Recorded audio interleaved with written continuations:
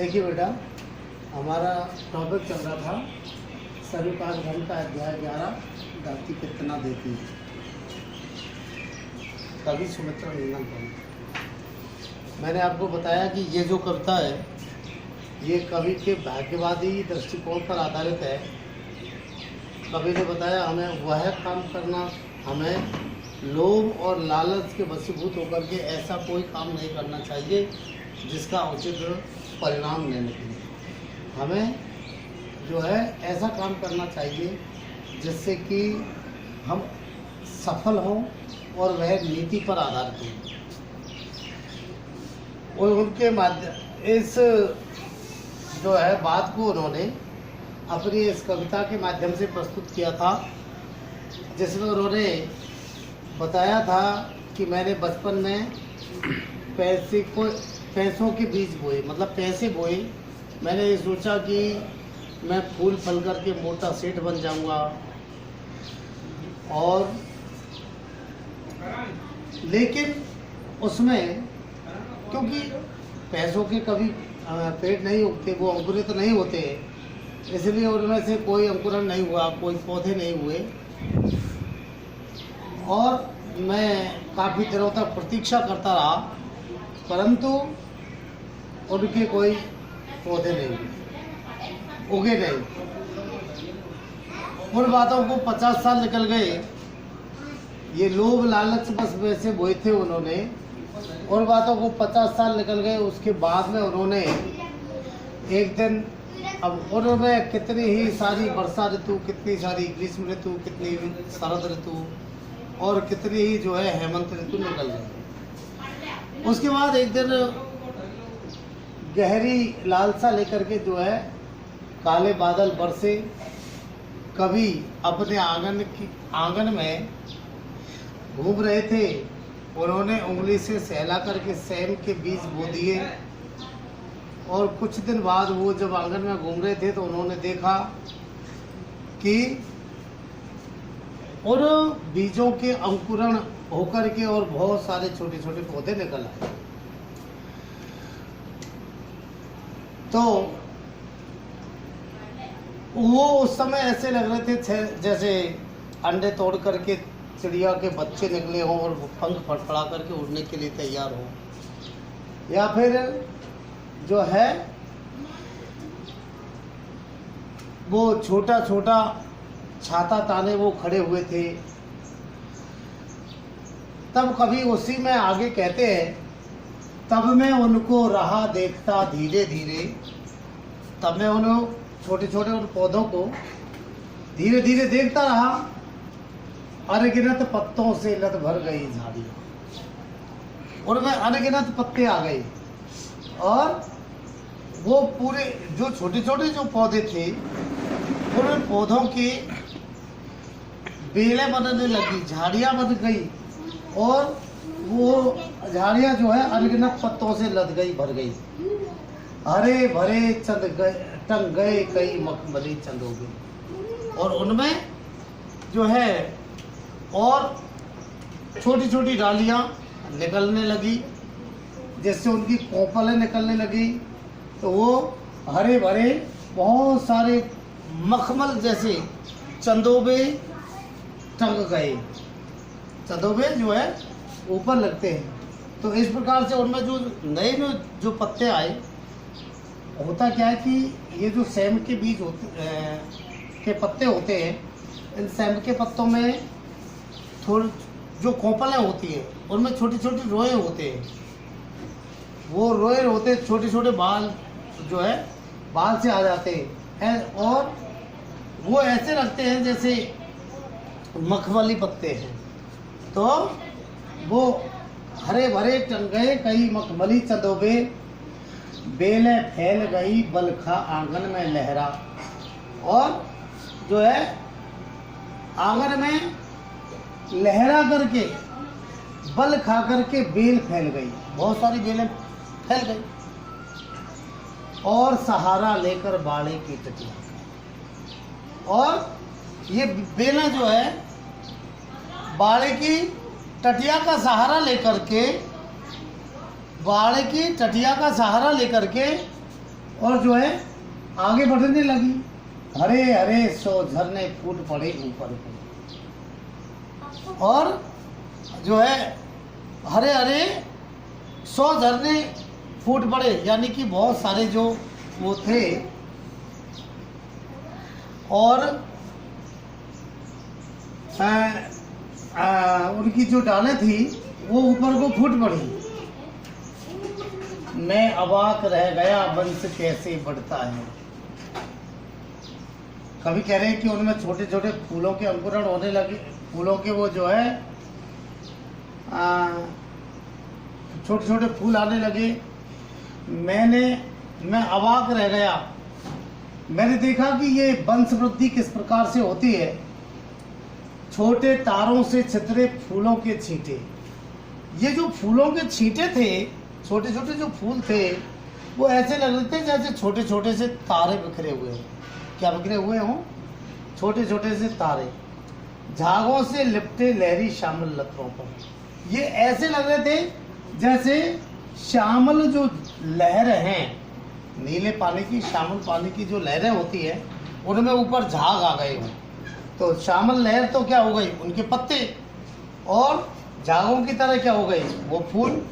तो झागों से लिपटे लहरी श्यामल लतरों पर सुंदर लगते थे मावस के हंसमुख नब्ज़े। तो वे जो है, ये जो फूल थे, ये ऐसे लगते थे जैसे अमावस्या का हंसमुख आकाश हो। मावस के हंसमुख नभ यानी आकाश, हंसमुख आकाश हो, अमावस्या के हंसमुख आकाश के समान लगते थे ये, चोटी के मोती से, आंचल के बूटों से। तो ये जो फूल थे, ये चोटी के मोतियों की तरह लगते थे, किनके समान, चोटी के मोतियों की तरह। और आंचल, जो साड़ी का पल्लू होता है, उसमें बेल बूटे बने होते, और बेल बूटों के समान लगते थे। ओहो समय पर उनमें कितनी फलियां टूटी। कभी कहते हैं अरे समय आने पर उनमें कितनी सारी फलियां आई, कितनी सारी फलियां, कितनी प्यारी फलियां। तो उनमें कितनी सारी फलियां आई। ये फलियां बहुत मधुर थी, प्यारी थी। पतली चौड़ी कलियां, उफ उनकी क्या गंती। ये जो है, ये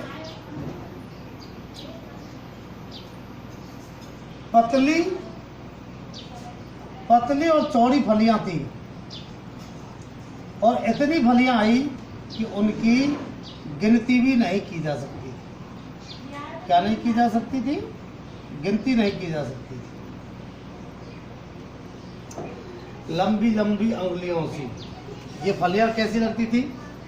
लंबी लंबी अंगुलियों के समान, नन्ही नन्ही तलवारों सी, और ऐसी लगती थी नन्ही नन्ही तलवारों के समान। आप जानते हैं कि बालों की बड़ी थोड़ी चौड़ी होती है, हल्की सी टेढ़ी होती है, ऐसी लगती है जैसे तलवार है। तो नन्ही नन्ही तलवारों सी, पन्ने के प्यारे हारों सी, और हीरा पन्ना जो होता है, कीमती पत्थर, उसके प्यारे हार के समान लग रही थी। किसके समान? हार के समान। झूठ ने समझे चंद्र कलाओं सी नित बढ़ती। कभी कह रहे हैं कि इस बात को झूठ मत समझो, वे चंद्रमा की कलाओं के समान रोजाना, जैसे जो है चंद्रमा में 16 कलाएं होती हैं, और अमावस्या के बाद प्रत्येक दिन एक कला बढ़ती जाती है, तो इस प्रकार से चंद्रमा की कलाओं के समान नित्य बढ़ती जा रही थी। सच्चे मोती की लड़ियों सी ढेर ढेर खिल। तो सच्चे मोती की लड़ियों के समान ये लगती थी, ये जो फलियां थी सच्चे मोती की लड़ियों के समान लगती थी।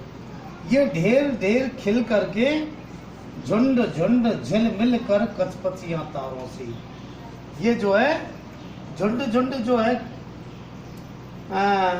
झिलमिल करके, और कचपचियां तारे, जो कचपची तारे का मतलब एकदम नज़दीक नज़दीक जो तारे होते हैं झुंडों में, उन तारों के समान ये जो है फलियां लग रही थी। ऐसी लग रही थी जैसे बहुत सारे तारे एक ही जगह इकट्ठे हों। तो आहा इतनी फलियां टूटी जाड़ों भर खाई। अरे इनमें इतनी फलियां आई कि जाड़ों भर खाई, सुबह शाम भी घर घर पकी, पास पड़ोस के जाने अनजाने सब लोगों में बंटवाई। कभी कह रहे कि वो सुबह शाम हर एक घर में पकी, इतनी पास पड़ोस आस पड़ोस जो भी थे, जानकार अनजान, तो सब लोगों में उनको बंटवाया। बंधु बांधवों मित्रों अभ्यागत मंगतों ने जी भर भर दिन रात मोहल्ले भरने खाई। हमने उनको बंधु बांधवों में बंटवाया, मित्रों में बंटवाया, अगर कोई आ गया तो उसमें बंटवाया, अगर कोई मंगता भिखारी आ गया तो उनमें बंटवाया, और जी भर भर करके दिन रात पूरे मोहल्ले ने उनको खाया, यानी मोहल्ले भर में खूब खाई। कितनी सारी फलियां, कितनी प्यारी फलियां, ये कितनी सारी फलियां थी और कितनी प्यारी फलियां थी। यह धरती कितना देती है धरती माता। ये जो धरती है हमारी, ये हमें अपनी थोड़ी सी मेहनत के बदले में बहुत सारा देती है। ये धरती माता है, कितना देती है अपने प्यारे पुत्रों को। ये धरती माता अपने प्यारे पुत्रों को बहुत कुछ देती है। नहीं समझ पाया था मैं उसके महत्व को। कभी कह रहे कि बचपन में मैं उसके धरती के इस महत्व को नहीं समझ पाया था, नहीं समझ पाया था मैं उसके महत्व को। बचपन में निज स्वार्थ लोभवश पैसे बोकर, बचपन में अपने स्वार्थवश और लोभवश मैंने पैसे बोई। धरती के महत्व को मैं समझ नहीं पाया। रत्न प्रसवनी है बसदा अब समझ सका हूँ।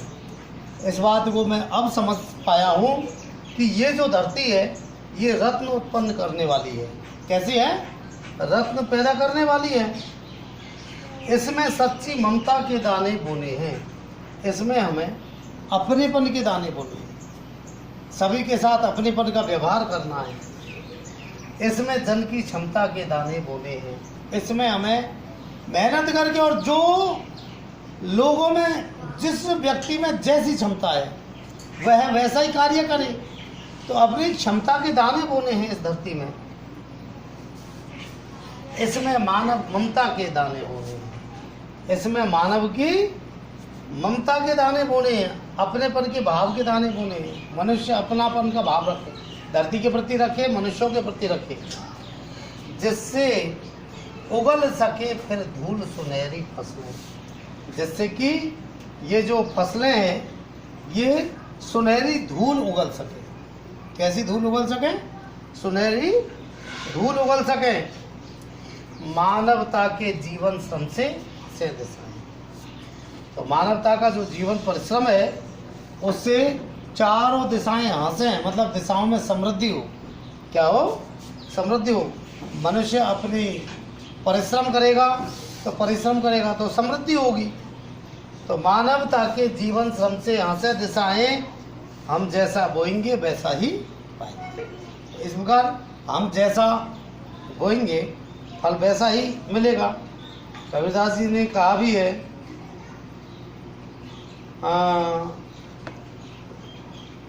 कि बोवे पेड़ बबूल को तो आम कहाँ के हो। भाई अगर बबूल का पेड़ बोएंगे तो बबूल ही पैदा होंगे, कांटे ही मिलेंगे। आम का पेड़ बोएंगे तो आम ही पैदा होंगे। इस प्रकार से कवि ने इस बात को समझाने का प्रयास किया है। इसमें आप देखिए, यह है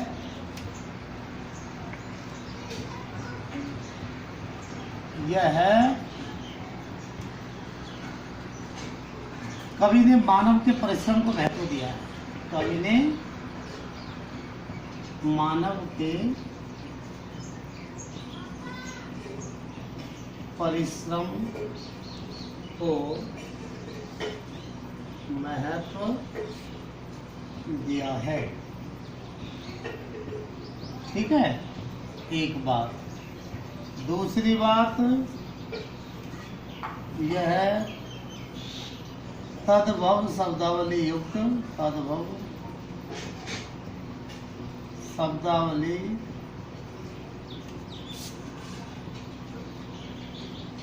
युक्त खड़ी बोली हिंदी भाषा का प्रयोग है। खड़ी बोली हिंदी भाषा का प्रयोग हुआ है। तीसरी बात, मुक्तक छंद में लिखी गई कविता है। मुक्तक छंद में लिखी गई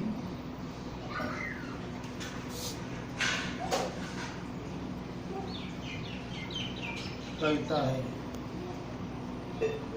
ठीक है। चौथी बात क्या है? प्रसाद गुण का प्रयोग हुआ है। प्रसाद गुण का प्रयोग हुआ है। ठीक है। पांचवी बात क्या है कि अनुप्रास, पुनरुक्ति प्रकाश,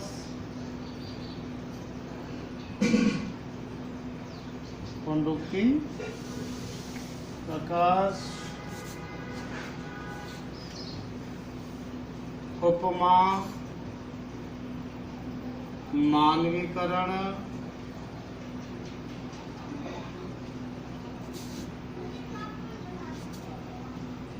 आदि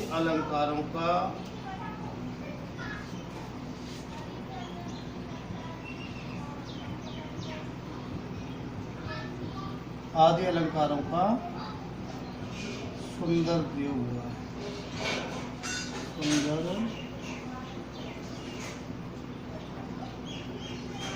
प्रयोग हुआ है। ठीक है।